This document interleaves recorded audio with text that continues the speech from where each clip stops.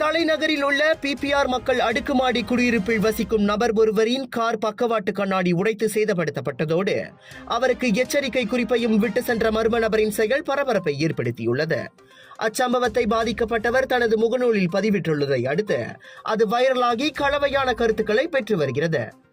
இரவு மணி 10 வாக்கில் காரை நிறுத்த இடமில்லாததால் 3 முச்சந்தி சாலை சந்திப்பில் அந்நபர் தனது புரோடுவா கன்சில் காரை பார்க் செய்துள்ளார்.